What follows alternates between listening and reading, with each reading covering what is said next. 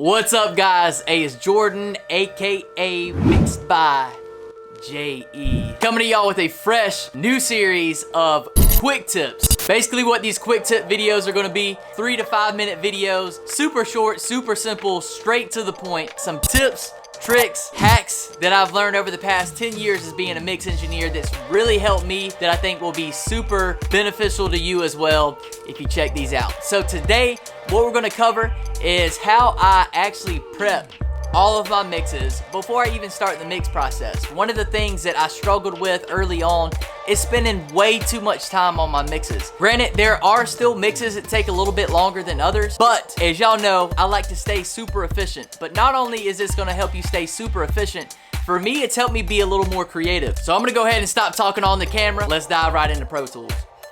All right, so like I said, guys, this is just a quick tip. What I've tried to do here is I've tried to condense this video down to as short as possible. So what I've actually done is I've already done some of the heavy lifting already. But basically what I'm gonna do here, so I was actually fortunate enough to go actually record this track. So I've already got everything color coded already. As you can see, I already have some of the plugins pulled up over here. But pretty much what I'm gonna be doing, the reason why I prep the sessions before I start mixing is because I don't want my mind to be focused on too much more outside of the creative process whenever I mix. So normally what I do, at least probably about a day before I actually start really mixing my tracks, what I'll do is I'll just kind of come in here and organize, color code, just kind of do the technical things just to go ahead and get that out of the way. So whenever I do come back into the studio to really start diving into like the creative, the sauce, whenever I mix, I can really focus in on that. So literally what I'm going to do today, like you can see, I've got everything color coded. I've got everything labeled properly. And as you can also see, what I do as I prep these sessions is I'll also go ahead and start throwing some of the plugins that I know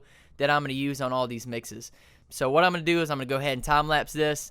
We'll come back and I'll just kind of wrap up the video after that point.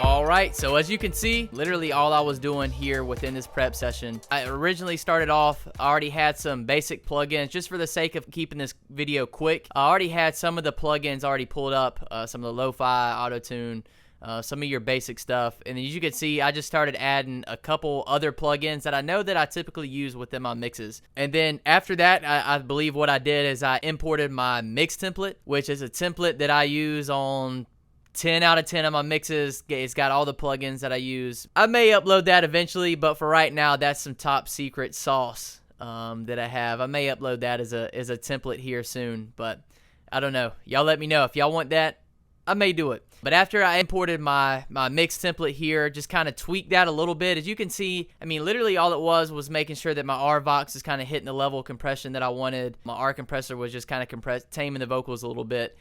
Not much fancy sauce. Like I said, literally what this prep is literally just kind of knocking out some of the technical things that I don't want to have to worry about whenever I'm actually diving into trying to get a little more creative. Outside of that, I just kind of went in, took out some of the breaths, as you've seen, kind of taking out any of the breaths within the vocals. Obviously got everything color coded here as well. Early on, one of the things that I struggled with was my mind being all over the place whenever I'm mixing. I think it's helped me as a mix engineer whenever I do just kind of come in here, do the technical things. So whenever I come back to it the next day, whenever I actually start adding the sauce, adding the echoes, the different reverbs, that type of stuff, it just helps me stay a little bit more creative whenever I actually do dive into mixing the following day. But hey guys, this may be something that you would like to implement. If you do, let me know how it goes for you. I know this has been super beneficial to me. Leave a comment, shoot me a message. I'd love to kind of hear your thoughts on this. That wraps up this week's quick tip.